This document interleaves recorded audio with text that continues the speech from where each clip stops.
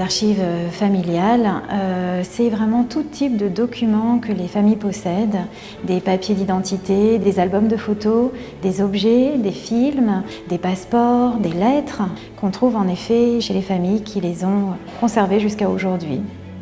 Sois forte et tout se passera bien. Je ne suis pas seule. Nous sommes 1000 qui partageons le même destin et nous espérons que ce cauchemar finira un jour.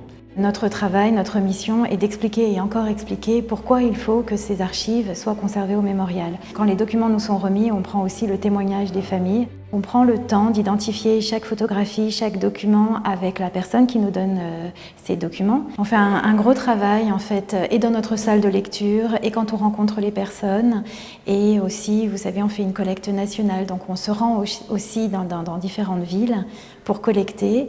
Et on rassemble autour de nous des personnes qui sont liées à ce sujet et les gens viennent avec leurs documents et on les reproduit.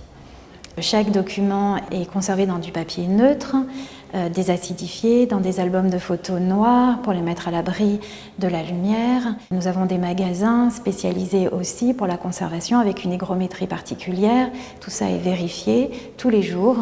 Chaque document a une référence et pour un chercheur qui vient ensuite avec sa référence, on peut tout de suite lui donner le document. Ce sont les numérisations, puisque toute notre salle de lecture est équipée d'ordinateurs où les gens peuvent consulter les documents numérisés. Qui vient en majorité des familles qui viennent à la recherche d'une reconstitution d'un destin familial. Ce sont aussi beaucoup de chercheurs qui viennent découvrir ces documents, notamment les lettres, qui nous apportent beaucoup sur l'histoire des camps. Elles sont aussi prêtées dans le cadre d'expositions qui arrivent régulièrement en Europe, aux États-Unis ou en Israël. Ça va être une tenue déportée, un journal intime, des poupées qui ont appartenu à des enfants déportés. Lorsque nous avons été dans une des collectes à Angers, une dame nous a apporté ce violon. Alors quand elle a ouvert le violon, on a vu qu'il y avait une partition pour ce violon, extrêmement ancienne, et elle nous a expliqué que ce violon appartenait à son grand-oncle qui avait été déporté à Auschwitz, et ce violon n'a jamais quitté son grand-oncle, c'est-à-dire qu'il était musicien à Auschwitz.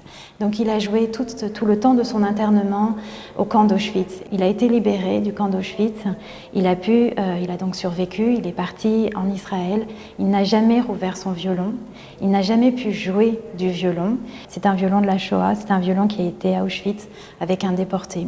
Vous regardez toutes ces photos, je connais l'histoire de chaque photo, donc il y a tellement de souffrance derrière chaque visage d'enfant, sa souffrance à lui, et puis la souffrance de sa famille, de ses parents, etc.